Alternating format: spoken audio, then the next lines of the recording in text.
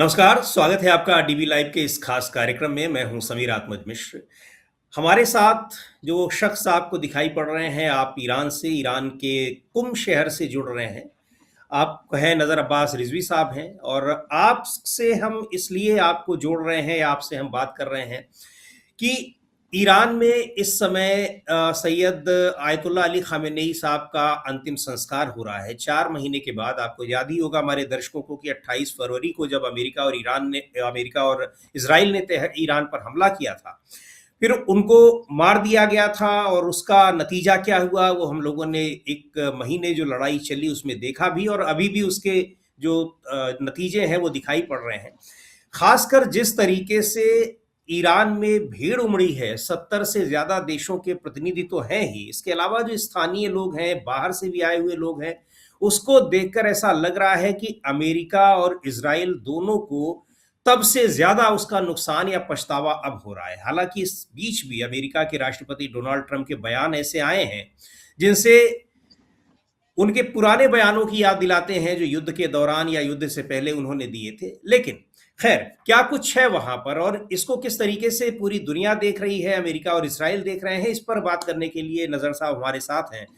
बहुत बहुत स्वागत है नजर साहब आपका इस कार्यक्रम में। सबसे पहले आप हमको यही बताएं, चूंकि हम लोग देख रहे हैं, पढ़ रहे हैं, समझ रहे हैं उन चीजों को, तमाम तस्वीरें आ रही हैं। आप अभी तक तेहरान में ही थे, आपने बताया हमसे कि आप आज ही कुम शहर लौटे हुए हैं। तो ये जो उनके 3 तारीख से 3 जुलाई से शुरू हुई है, फ्राइडे से, शुक्रवार से अंतिम संस्कार की प्रक्रिया, और ये 9 जुलाई तक इसको चलनी है। तो ये जो भीड़ उमड़ रही है, ये इसको किस तरीके से, किस नज़र से वहां भी देखा जा रहा है और दुनिया भी देख रही है? जी, बिस्मिल्लाहिर्रहमानिर्रहीम। बहुत बहुत शुक्रिया मुझे इनवाइट करने के लिए। सबसे पहले आपको और आपके तमाम दर्शकों को आदाब अर्ज करते हैं। जी, ये देखिए कि ये इस वक्त जो ये पूरा प्रोग्राम हो रहा है ईरान के अंदर, जिसको फारसी में तशई कहते हैं, उर्दू में तदफीन का वर्ड भी यूज होता है, हिंदी में शव यात्रा या अंतिम संस्कार कहते हैं, इंग्लिश में फ्यूनरल प्रोसेशन। तो मैं फ्यूनरल का वर्ड आगे यूज करूंगा ताकि आपके दर्शकों को थोड़ा सा आसानी रहे। ये जो फ्यूनरल का प्रोग्राम हो रहा है ईरान के अंदर, ये ऐसा नहीं है कि अनएक्सपेक्टेड चीज हो रही है ईरान के लेवल पे। दुनिया के लिए ये बहुत ही अचंभित करने वाली चीज है और दुनिया को चौंका देने वाली चीज है, लेकिन ईरान के अंदर ये जो है एक नया फिनोमेना नहीं है। ईरान में जब भी इस तरह की कोई बड़ी हस्ती का इंतकाल होता है तो ईरान के जो अवाम है वो अपने लीडर्स के साथ, अपने कमांडर्स के साथ इतना कनेक्टेड रहती है कि वो इसी तरह का रिएक्शन देती है। उसके लिए मैं मिसाल लाऊंगा तारीख से, जब जो इस्लामी क्रांति के जो फाउंडर थे आयतुल्लाह इमाम खुमैनी, जब उनका इंतकाल हुआ था, और यहाँ पे रुक के मैं कहूंगा कि उनका नेचुरल तरीके से इंतकाल हुआ था, उनको जो है असैसिनेट नहीं किया गया था 1989 में। उस वक्त भी ईरान की तकरीबन 25% आबादी, यानी उस वक्त ईरान की आबादी 40 मिलियन यानी 4 करोड़ लोग थे, और तेहरान के अंदर तकरीबन 10 मिलियन लोग जो है यानी 1 करोड़ की आबादी जो है वो उनके अंतिम संस्कार के लिए, उनके फ्यूनरल प्रोग्राम के लिए, प्रोसेशन के लिए जमा हुई थी। तो ईरान की जो आवाम है वो इतना कनेक्टेड है रिवॉल्यूशन के जो लीडर्स है उनके साथ, कि बड़ी तादाद में वो जमा होती है। इसी की तरह मिसाल जल्दी जल्दी मैं बयान करूं, जब यहाँ पे असैसिनेट किया था 2020 में जो जनरल कासिम सुलेमानी थे, जब उनको शहीद किया गया, उस वक्त भी एक बड़ी तादाद में उनके अंदर, मशहद के अंदर और तेहरान के अंदर इसी तरह से लोग जमा हुए। और फिर जब आयतुल्लाह रईसी का हेलीकॉप्टर के एक्सीडेंट में इंतकाल हुआ, उस वक्त भी इसी तरह से भी। तो यहाँ पे जो अवाम है उसका कनेक्शन अपने लीडर्स के साथ बहुत ही मजबूत है। खास तौर से आयतुल्लाह खामनेई, एक यहाँ की आवाम आयतुल्लाह खामनेई को एक लीडर की तरह, एक धर्मगुरु की तरह तो देखती ही देखती थी, साथ ही साथ वो अपने एक शफीक वालिद की तरह देखती थी। जैसे बाप होता है जो अपने घर में बच्चों का ख्याल रखता है, तो रहबर की जो पोजीशन है या रहबर की जो एक इमेज है लोगों की नजरों में, अक्सरियत की नजरों में, मैं ये नहीं कह रहा हूं 100%, हालांकि उसमें अपवाद हो सकते हैं, उसमें एक्सेप्शन हो सकते हैं, लेकिन अक्सरियत जो ईरान की आवाम है वो रहबर को एक वालिद की तरह देखती है, जिसको जालिम ने आके असैसिनेट किया है। देखिए, एक बार होता है कि नॉर्मल तरीके से, नेचुरल तरीके से आप बीमार हुए, एक बार होता है कि दुश्मन ने हमला किया और उनको शहीद कर दिया। तो इसमें आके जो इमोशंस होते हैं वो और ज्यादा बढ़ जाते हैं, उसमें और ज्यादा बढ़ोतरी होती है, और ज्यादा प्यार मोहब्बत बढ़ जाता है। तो इस वजह से एक फिनोमेनन चल रहा है। ये बहुत ज्यादा एक्सपेक्टेड था कि इतनी बड़ी तादाद तादाद में जो है वो लोग जमा होंगे। इसी वजह से जंग के दौरान फ्यूनरल नहीं ऑर्गेनाइज किया गया, क्योंकि ईरान के अंदर जो मसूलीन है, जो जिम्मेदार अफराद है, वो जानते थे कि मसलन 25 से 30 मिलियन तक के लोग जमा होने वाले हैं इनकी फ्यूनरल में, और जंगी हालात में ये होना मुश्किल है। इस वजह से जो है ये 4 महीने के बाद जब अब निस्बतन जो है वो कह सकते हैं कि सीज फायर चल रहा है, एमओयू साइन हुआ है, तो एक निस्बतन जंग की जो माहौल था वो कम हुआ है। तो इस तादाद को, हालांकि दुनिया के लिए एक नया फिनोमिनन है, क्योंकि दुनिया को जो नैरेटिव बताया गया था वेस्टर्न मीडिया ने, अमेरिका ने, जो इजराइल ने कहा था कि ईरान के अंदर आवाम जो है वो अपनी हुकूमत से बहुत ज्यादा नुकसान नफरत करती है, उनके खिलाफ है, सुप्रीम लीडर को नहीं चाहती है, सुप्रीम लीडर को हटाना चाहती है, तख्ता पलट करना चाहती है, ये जो वेस्टर्न मीडिया का प्रोपेगेंडा था, इस वजह से दुनिया के जहन में कहीं ना कहीं ये एक इमेज बनी हुई थी कि आयतुल्ला खामनी एक डिक्टेटर की तरह यहाँ पे हुकूमत कर रहे हैं। लेकिन वो नैरेटिव आगे पूरी तरह से इस जुलूस ने जो है, इस फ्यूनरल ने पूरी तरह से तोड़ दिया है। तो ये जो आवाम आ रही है, और इसमें सबसे इंटरेस्टिंग ये है कि जब जंग शुरू हुई थी तो एक जंग में खबर आई, पहले दिन जब ये खबर आई 24 घंटे के अंदर हमले के बाद कि आयतुल्ला खामनी को शहीद कर दिया गया, तो लोगों के अंदर गम था, उनकी आंखें नम थी, लेकिन खास ही साथ गुस्सा भी था कि हमको जो है जिन्होंने आके ये हमला किया है उनको जवाब देना है, रिटेलिएट करना है। तो वो जो गम की फिजा थी वो दबी हुई थी, वो जंगी माहौल से, वो जो एक होता है वीर रस, मैं कहूं वीर रस का जो एक हमासे वाली बात थी, उसकी वजह से वो गम का माहौल दबा हुआ था। लेकिन अब जब पूरी तरीके से फ्यूनरल की बात हो रही है, अंतिम विदाई की बात हो रही है, सुपुर्दे खाक करने की बात हो रही है, तो फिर से वो जो इमोशंस है वो बहुत ज्यादा इस वक्त लोगों के दरमियान है। और साथ ही साथ एक जो अनएक्सपेक्टेड चीज हो रही है, वो अवाम की तरफ से ये मुतालबा हो रहा है ईरान के अंदर कि हमें इंतकाम लेना है रहबर की अपनी शहादत का, जिन्होंने इन्हें कत्ल किया है हमें उन्हें सजा देनी है, ताकि दोबारा ये एक प्रोसेस न बन जाए कि एक बार आया आपने अटैक कर दिया। देखिए आदत हो गई है वेस्टर्न कंट्रीज को, किसी मुल्क के ऊपर भी हमला करो, उनको बर्बाद कर दो, तबाह कर दो, किसी मुल्क के सरबराह को उठा के अगवा कर लो, कहीं पे आके असैसिनेट कर दो। तो ईरानी आवाम ये मुतालबा कर रही है कि इंतकाम लेना है, हमें जो है जो कातिल है उनको सजा देनी है। और इंतकाम का सबसे बड़ा मुरीद ये नहीं है कि कुछ लोगों को मार दिया जाए, कुछ लोगों को कत्ल कर दिया जाए, बल्कि पूरे वेस्ट एशिया से जो इन्फ्लुएंस है अमेरिका का जो वर्चस्व है वो खत्म किया जाए, ताकि फिलिस्तीन की आजादी का जो है जमीना बन सके, एक तरह से माहौल बन सके कि फिलिस्तीन के अंदर जो जुल्म हो रहा है वो खत्म हो। इस चीज को ईरानी कह रहे हैं कि ये सही मानों में इंतकाम होगा रहबर की शहादत का। हाँ, रिजवी साहब इस पर भी आएंगे कि वहां और किस तरह से पोस्टर्स लहराए जा रहे हैं, लाल झंडे लहराए जा रहे हैं, वो क्या कर रहे हैं। इससे पहले एक सवाल मेरे जहन में आ रहा है, जाहिर सी बात है कि हमारे दर्शकों के अंदर भी वो सवाल होगा कि ये जो करीब हफ्ते भर का लंबा फ्यूनरल का जो कस्टम है, ये वहां पर इसके पीछे की क्या वजह है। दूसरी बात ये आपने कहा कि जंग के दौरान नहीं हो सकता था क्योंकि ये भीड़ होती और फिर उसमें पूरा शासन प्रशासन वो व्यस्त था दूसरी जगहों पर। युद्ध यानी सीज फायर हुए भी काफी दिन हो गए हैं, तो ये अभी क्यों हो रहा है, इसके पीछे कोई पॉलिसी है, स्ट्रेटजी है, ये वजह है या फिर कुछ और है। और पहली बात वो जो मैंने कही कि ये 6 दिन का लंबा ये जो कस्टम है, इसके पीछे क्या कारण है। जी देखिए 6 दिन चल रहा है, इसके पीछे कोई ये एक तरह सा कोई कस्टम या ऐसी कोई रस्म नहीं है कि 6 दिन में ही होना चाहिए, बल्कि ये इस वजह से है क्योंकि इतनी बड़ी तादाद में लोग शिरकत करना चाह रहे हैं इनकी अंतिम यात्रा में, कि अगर एक ही जगह एक ही दिन अगर ये प्रोग्राम होता, फर्ज करिए कि कहा जाता है कि मसलन 4 जुलाई को प्रोग्राम शुरू होगा और 4 जुलाई की शाम को ही सुपुर्द खाक कर दिया जाएगा, तो इतनी बड़ी तादाद तेहरान में जमा होती कि उसको मैनेज करना, उसको संभाल पाना यहाँ जो मेयर हैं, यहाँ की जो इंतजामिया है, उसके लिए मुमकिन नहीं था। उसमें बहुत ज्यादा फिर मिसहैपनिंग होने का खतरा था, भगदड़, और उसमें लोगों की जान माल का नुकसान होता। तो यहाँ के लोगों ने इस तरह से प्लान किया है कि 3 अहम शहर जो हैं ईरान के अंदर, देखिए तेहरान तो कैपिटल सिटी है, वो मरकज है, पायतख्त है, भारत में पायतख्त कहते हैं कैपिटल राजधानी को, तो वो राजधानी है, वहां तो होना ही था। दूसरा कुम जो है वो एक रिलीजियस सिटी है, यहाँ पे सारा रिलीजियस एक्टिविटीज होती है, एक धार्मिक शहर है और बहुत ज्यादा इनसे रिलेशन था, स्पिरिचुअलिटी से साथ इस शहर का रिलेशन है, इस वजह से यहाँ पे लाया जा रहा है। और मशहद वहां पे उनको दफन करना है, वो उनका पैतृक शहर है, और वहां पे इमाम रजा का हरम भी है, वो भी एक अहम रिलीजियस सिटी है, कुल्लन शिया इस्लाम के एतबार से 8वीं इमाम है वो। तो ये 3 अहम सिटियों में करके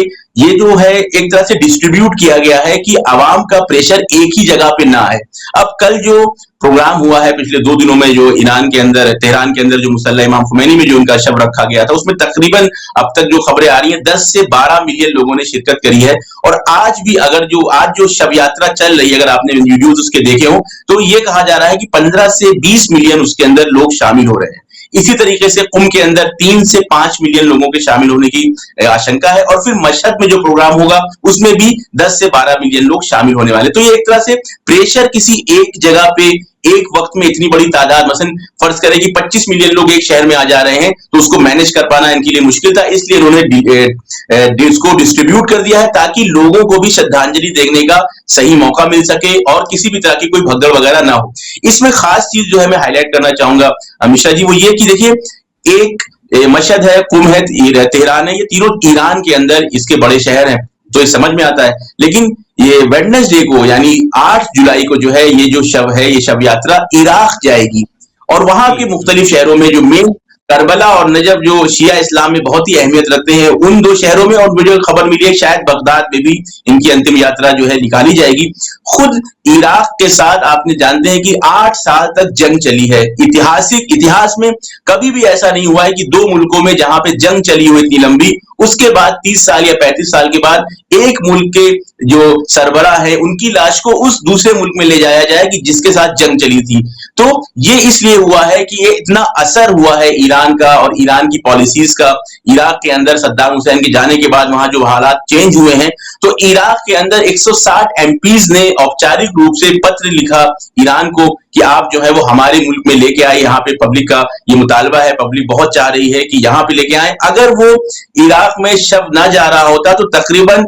1-2 मिलियन यानी 10-20 लाख इराकी भी जो इस वक्त में ईरान के अंदर आ जाते। इस वजह से वहां से इतना ज्यादा मुतालबा हुआ, वहां से इतना ज्यादा मांग करी, लोगों ने भी मांग करी, वहां की सरकारी तौर से भी मांग हुई, तो इराक के अंदर भी ये शव जा रहा है। जो खबरें आ रही हैं कि पाकिस्तान की तरफ से भी मांग उठी थी कि पाकिस्तान भी भेजा जाए, लेकिन यहाँ के जो जिम्मेदार अफराद उन्होंने कहा कि इसको और ज्यादा एक्सटेंड नहीं किया जा सकता है, हम इसको नहीं कर सकते हैं इस वजह से। तो ये 6 दिन का जो है, इसमें कोई ऐसा नहीं है कि कोई धार्मिक रूप से या कोई रस्म ऐसी है कि 6 दिन में ही होना चाहिए, नहीं, इसको मैनेज करने के लिए ताकि आसानी के साथ ज्यादा से ज्यादा लोग जो है इनको श्रद्धांजलि दे सके। देखिए, फ्राइडे से ये प्रोग्राम शुरू हुआ है, फ्राइडे को जितने सरकारी डेलीगेशन थे उन्होंने आके श्रद्धांजलि दी, सैटरडे संडे जो है वो मुसल्ला में ये शव था, और आज जो है ये पूरी शव यात्रा तेहरान की मुख्तलिफ अहम जगह से निकल रही है। कल कुम में आएंगे, परसों इराक, और फिर फ्राइडे को मशहद के अंदर इनको सुपुर्दे खाक किया जाएगा। तो ये इस वजह से है ताकि आसानी के साथ ज्यादा से ज्यादा लोग इसमें शिरकत कर सके। दूसरी बात यह कि जो आपने कहा कि इजराइल, जो दूसरा आपका सवाल था कि इजराइल ने जो हमला किया तो उनको भारी पड़ रहा है, ये वाकई बिल्कुल सही बात है। इजराइल और अमेरिका ने, खास तौर से ट्रंप को ये वर्गलाया गया, ये बहलाया फुसलाया गया कि देखिए, खास तौर से नेतन्याहू ने, और ये बात बाद में मीडिया में भी आई कि नेतन्याहू पिछले 15-20 सालों से सारे प्रेसिडेंट को ये प्रलोभन दे रहा था कि ईरान पे हमला करो और ईरान का तेल अपने कब्जे में कर लो, लेकिन कोई भी प्रेसिडेंट जो है वो इसके झांसे में नहीं आया था। एक सरफिरा इंसान जिसको ट्रंप कहते हैं वो इसके झांसे में आ गया, और उसको लगा कि जिस तरह से, देखिए, जब वेनेजुला पे उन्होंने कब्जा किया तो उनको लगा कि ईरान भी वेनेजुला की तरह है, हम जाएंगे 2-3 दिन हमला करेंगे, आयतुल्लाह खामनेई को टेरर करेंगे, शहीद कर देंगे, असैसिनेट करके बड़े बड़े सरदारों को शहीद कर देंगे, तो ईरान भी हमारे सामने वैसे ही हो जाएगा जैसे वेनेजुला हो गया है। और ये मिसकैलकुलेशन जो है नेतन्याहू ने ट्रंप के जहन में डाली, लेकिन 2 घंटे के अंदर ही रिटेलिएशन शुरू करके, पिछली बार मिश्रा जी जब 2025 में जंग चली थी तो ईरान ने रिटेलिएट करने के लिए 12 से 14 घंटे लिए थे, लेकिन इस बार जब जंग चली है तो ईरान ने 2 घंटे के अंदर रिटेलिएट करना और हमला करना शुरू कर दिया यूएस के बेसिस पे। उस वक्त ट्रंप को समझ में आया कि मैंने जो है वो गलत जो है वो कैलकुलेशन किया है, और उसने बाद में बयानात भी दिए कि हमको अंदाजा नहीं था कि इतने बड़े पैमाने पे हम पे हमला करेगा। तो ये मिस कैलकुलेशन चल रहा है। अभी भी ट्रंप ने कल जो बयान दिया कि मुझे तो लगता था कि आयतुल्लाह खामनेई को लोग नफरत करते हैं, हेट करते हैं, और मैं चौंक गया हूं, मैं शॉक हो गया हूं इतनी बड़ी तादाद में लोगों को देख के। तो ये मिस कैलकुलेशन है, और इसके लिए एक बहुत अच्छा बयान मैं खुद शहीद आयतुल्लाह खामनेई का नकल करना चाहूंगा। वही जब कासिम सुलेमानी साहब शहीद हुए थे तो आयतुल्लाह खामनेई ने बहुत अच्छा जुमला कहा था कि सरदार सुलेमानी से ज्यादा खतरनाक शहीद सुलेमानी है अमेरिका और इजराइल के लिए। तो मैं उसको नकल करते हुए कहूंगा कि जिंदा आयतुल्ला खामनेई ज्यादा खतरनाक है दुश्मन के लिए शहीद आयतुल्ला खामनेई के लिए। और ये बात आज साबित हो रही है कि मिलिट्री तौर से तो अमेरिका और इजराइल को जो हरा दिया गया, लेकिन नैरेटिव के इस वॉर में, पब्लिक सपोर्ट के इस वॉर में, पब्लिक ओपिनियन के इस वॉर में, ये जो पूरा एक सॉफ्ट वॉर हो रही थी, उसमें दिन ब दिन जो है ईरान जो है अमेरिका को हरा रहा है। अमेरिका चाह रहा था कि विश्व पटल पे आइसोलेट हो जाए ईरान, लेकिन जिस तरह से 70 से ज्यादा डेलीगेशंस यहाँ पे आए, उन्होंने शिरकत करी, इतना ज्यादा प्रेशर होने के बाद भी यूएस की तरफ से देखा हमने, रिपोर्ट आई है कि यूएस ने कितनी कोशिशें की हैं कि ईरान ना जा सके डेलीगेशन, ये खुद बताता है और कि ईरान इस वक्त डिप्लोमेटिक तौर से मजबूत है। खास ही साथ ईरान ने एक बहुत जबरदस्त काम किया है, वो ये कि यूरोप के किसी भी मुल्क को इन्होंने दावत नहीं दी है। ये बहुत बड़ा पैगाम है दुनिया के लिए कि हम एक ऐसी दुनिया बनाना चाहते हैं, एक ऐसा वर्ल्ड ऑर्डर बनाना चाहते हैं जिसमें वेस्टर्न इन्फ्लुएंस बिल्कुल खत्म हो जाए। वेस्ट के ममालिक, देखिए दुनिया के जो सो कॉल्ड, ये वेस्ट की जो टर्मिनोलॉजी मैं यूज कर रहा हूं, यूएस को लगता है कि इंडिया और इस तरफ एशिया के जितने भी मुल्क हैं, वो ईरान हो, चाहे पाकिस्तान हो, चाइना हो, चाहे इंडिया हो, इनको थर्ड वर्ल्ड कंट्रीज कहते हैं ये लोग। ईरान ने ये बता दिया कि हम आपको ही अपने प्रोग्राम नहीं बुलाएंगे, अपने इतने अहम उसमें हम आपको नहीं बुलाएंगे, क्योंकि आप जालिम हैं, या तो आप जालिम की सीधे मदद कर रहे हैं या आप पीठ पीछे छुप के मदद कर रहे हैं। तो जुल्म करने वालों को, जो क्रूर लोग हैं, उनको हम नहीं बुलाते, और हम इन्हीं थर्ड वर्ल्ड कंट्रीज के साथ मिलके एक नया कोलिएशन बनाना चाहते हैं, एक नया ब्लॉक बनाना चाहते हैं जो जुल्म के सामने खड़ा हो सके, जिस तरह से ईरान खड़ा है। जी, रिजवी साहब, बड़ी महत्वपूर्ण बात आपने कही कि ये एक पूरा जो वेस्टर्न वर्ल्ड है, यानी आप उसको हम लोगों को इधर थर्ड वर्ल्ड कह रहे हैं, लेकिन वहां पर उनको एक तरीके से आइसोलेट करने की कोशिश, उसमें एक बड़ा मैसेज है। एक बातें, ये तमाम चीज़ें जो है, ये एक इंतज़ामिया के लेवल पर, शासन प्रशासन के लेवल पर ये सारी चीज़ें हो रही हैं। जो तस्वीरें हम लोग देख रहे हैं वहाँ से, ईरान में जो आम आवाम वहाँ पर इकट्ठा हुई है, उसका जो गुस्सा देख रहे हैं, उसकी नाराज़गी देख रहे हैं, लाल झंडे लहराए जा रहे हैं, बहुत सारे स्लोगन्स लिखे हुए हैं उनके तख्तियों पर, अंग्रेज़ी में भी और पर्शियन में भी। ये उनमें एक चीज़ हमने नोटिस की है कि सबसे ज़्यादा जो गुस्सा लोगों का दिखाई पड़ रहा है, वो नेतान्याहू और डोनाल्ड ट्रंप, उनका नाम लेकर कि ट्रंप और बीबी यानी Benjamin Netanyahu, kill Benjamin Netanyahu and Donald Trump. ये नाराजगी, ये गुस्सा वास्तव में इन दोनों देशों के नेताओं के खिलाफ ही है या फिर इन दोनों देशों के खिलाफ भी है? हालांकि संबंध हमेशा खराब ही रहे हैं, अच्छे नहीं रहे हैं, लेकिन इन दोनों नेताओं ने, मुझे लगता है कि कुछ ज्यादा ही लोगों के अंदर एक नाराजगी और जिसको कहते हैं हेट, घृणा पैदा कर दी है। उसी का ये रिफ्लेक्शन दिखाई पड़ रहा है इनके इस जो फ्यूनरल का ये है प्रोसेशन है उसमें। जी, देखिए बिल्कुल ऐसे ही है जैसा कि आपने कहा। लाल झंडों का मैं थोड़ा सा आपके दर्शकों के लिए बोल दूं, ये लाल झंडे जो होते हैं इस्लाम में, वो प्रतीक होते हैं कि अभी इंतकाम लेना बाकी है। और इसको इस वक्त ईरान के अंदर जो है अक्सरियत शिया मुसलमान की है, और शिया मुसलमान, शिया जो उनके इत्तेकादात हैं, उसमें इमाम हुसैन और करबला का और मुहर्रम का बहुत एक अहम रोल है। जिस तरीके से इमाम हुसैन को मजलूमियत के साथ करबला के मैदान में शहीद किया गया, तो उसमें जो नारा लिखा हुआ है, उसमें लिखा हुआ है या लिसारातल हुसैन। इसका माना है कि अभी इमाम हुसैन का भी बदला लेना बाकी है। इमाम हुसैन का बदला किस तरह से लिया जाएगा, जो शिया आइडियोलॉजी है उसमें ये है, ऐसा तो है नहीं कि इमाम हुसैन के कातिल आज भी मौजूद है, वो तो उसी जमाने में थे, यजीद और उसकी पूरी जो टीम थी वो अब तो मर चुकी है। लेकिन इमाम हुसैन का बदला यानी दुनिया से जुल्म का खात्मा करना, दुनिया के अंदर अदल का सिस्टम जो है वो नाफिज करना, ये इमाम हुसैन का बदला है। और इसी चीज को जोड़ रहे हैं ईरानी आवाम जो है, ईरान की जो शिया आवाम है और जो दूसरे भी सुन्नी मुसलमान और क्रिश्चियन मुसलमान, ये सब जोड़ रहे हैं कि जिस तरीके से हमें इमाम हुसैन का बदला लेना है, उसी तरीके से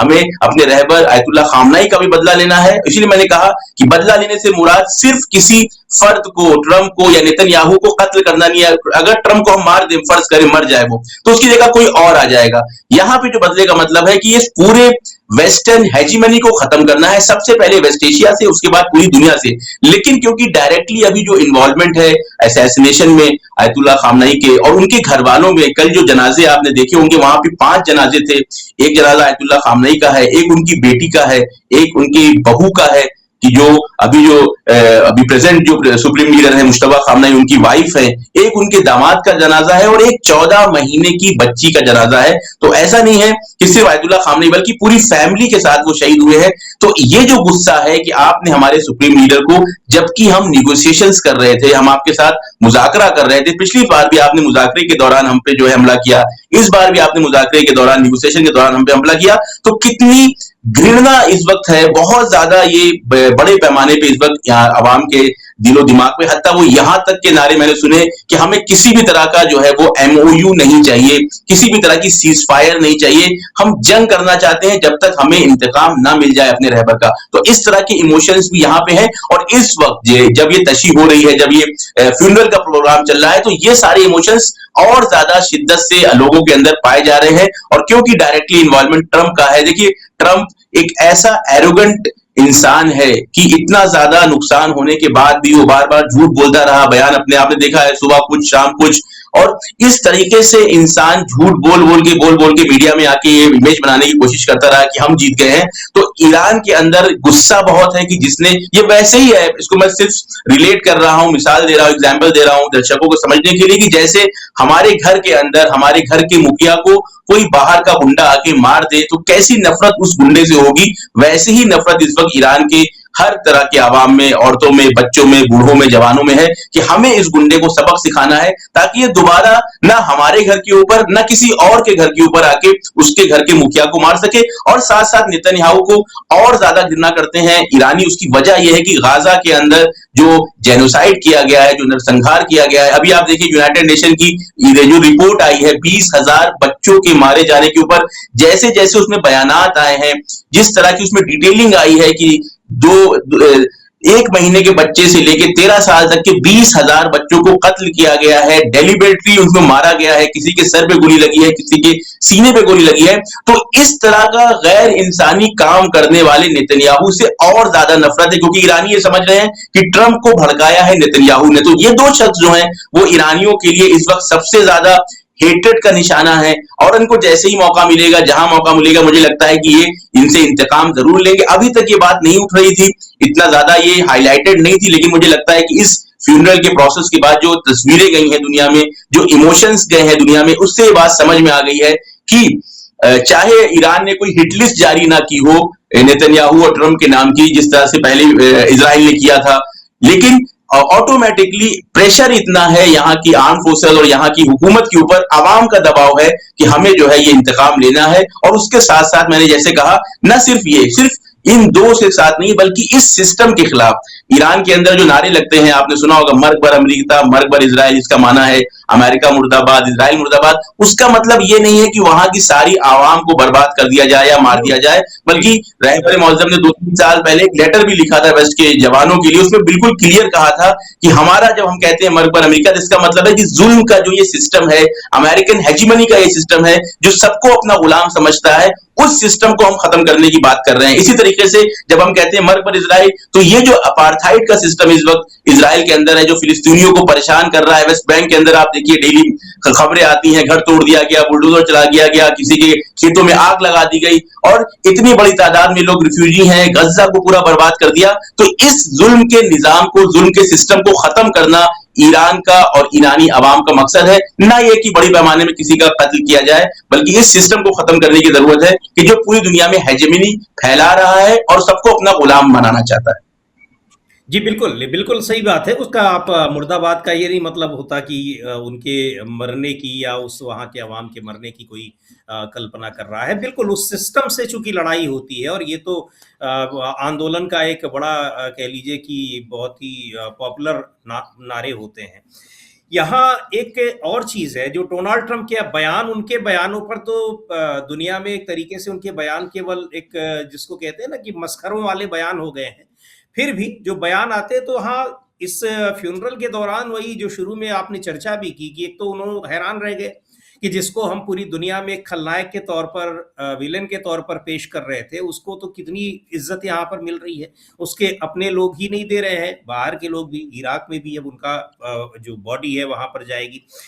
इन्हें इसने हैरान किया, लेकिन इसी दौरान उन्होंने एक और बात कही जिसका जवाब भी दिया गया है ईरान की तरफ से कि आपकी ये कल्चर, आपकी जो सिविलाइजेशन है उसको जताता है। कह रहे हैं कि हम तो चाहें तो अभी इन फ्यूनरल में इतने लोग इकट्ठे हैं और यहाँ पर हम पूरी की पूरी लीडरशिप को मार सकते हैं। मतलब ये आपका दिखा रहा है कि आप क्या है, उसका जवाब आया है क्या उनका, उनके इस बयान की कोई चर्चा वहां पर या उसको लेकर कोई रिएक्शन? मैं ऑफिशियल रिएक्शन की बात नहीं कर रहा हूं, जो पब्लिक का जो कुछ रिएक्शन है, किस तरीके से उसको लिया गया है? जी, देखिए पब्लिक जो है पब्लिक मुझे ये कहते हुए बहुत ही खुशी भी हो रही है, मुझे बहुत ही इसको ताज्जुब भी होता है कि यहाँ की पब्लिक ईरान की जो अवाम है, ईरान की जनता जो है वो पॉलिटिकली इतना अवेयर है, इसको उर्दू में कहते हैं उनका शऊर इतना बुलंद है, सियासी शऊर, उनका राजनीतिक शऊर इतना बुलंद है कि वो इस तरह के बयानात पे मसलन कान भी नहीं धरते। मसलन जब उसने कहा था, आपको याद होगा जब एकदम पीक पे चल रही थी जंग, आखिरी का हिस्सा था मेरे ख्याल से, पांचवा छठा हफ्ता था, तो उसने ट्रंप ने कहा था कि आज हम जो है सिविलाइजेशन खत्म कर देंगे, आपको याद होगा। तो जी जी। उस वक्त जो यहाँ पे डेली जो डेमोन्स्ट्रेशन होते हैं उसमें रोज रात में लोग अभी भी जमा हो रहे हैं 4 महीने बाद भी, उस दिन हम्म। जो डेमोन्स्ट्रेशन में जमा होने वालों की तादाद थी वो कई गुना बढ़ गई।